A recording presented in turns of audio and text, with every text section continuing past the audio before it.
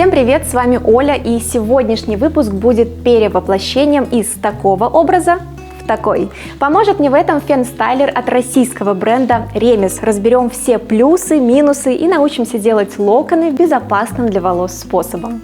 У меня на обзоре модель S в белом цвете, есть еще в графитовом. В наборе у нас инструкция, сам фен очень легкий и красивый, насадка-концентратор и две насадки для создания локонов воздушным потоком.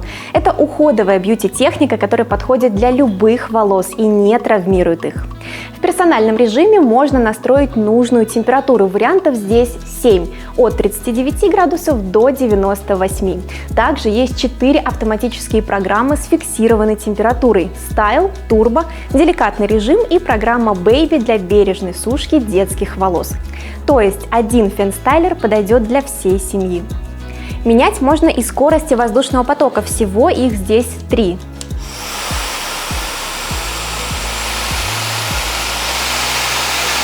Управление максимально понятное, все отображается на большом дисплее. Чтобы включить холодный обдув, зажимаем на пару секунд верхнюю кнопку и также возвращаем обратно. Сушит фен очень быстро, с моими длинными волосами справляется за 7-8 минут. В чем еще секрет безопасной сушки? Это ионизация, которая поддерживает природную влагу волос, делает их гладкими и не допускает пересушивания. Перейдем к главному, к созданию локонов. В комплекте идут две насадки. Они на магнитах, крепятся очень удобно и прочно.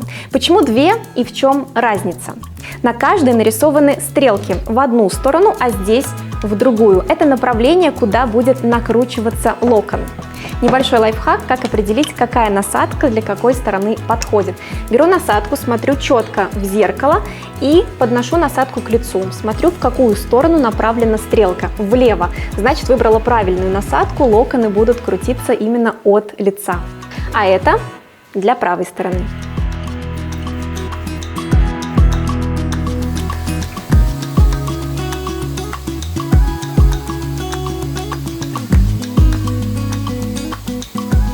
Какую технику буду использовать я? Сначала я разделяю волосы на 3 части.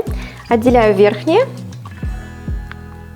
и задние на 2 части. Пробуем, будем начинать с задних прядок.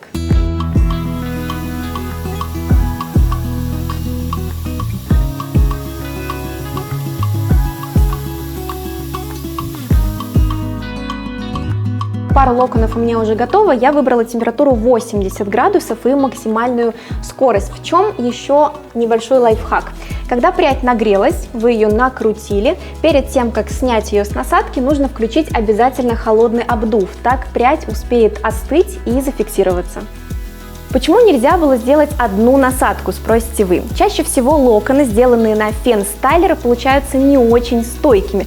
Конечно, это безопаснее, чем плойка, которая обжигает волосы. Но Ремес поставили перед собой задачу разработать фен-стайлер, который сохранит здоровье волос и одновременно сделает укладку, которая продержится до 48 часов.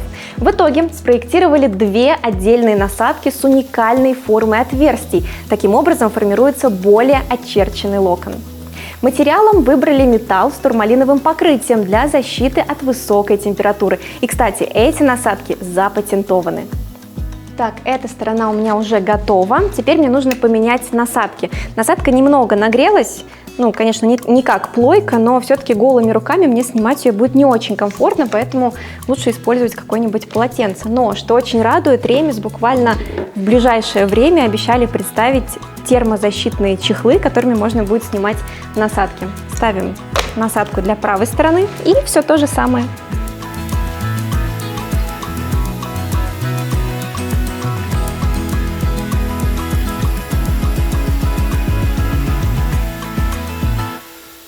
Я закончила, сейчас это больше напоминают кудри выпускницы, но теперь, когда они остыли, я их расчесываю и получаются красивые локоны.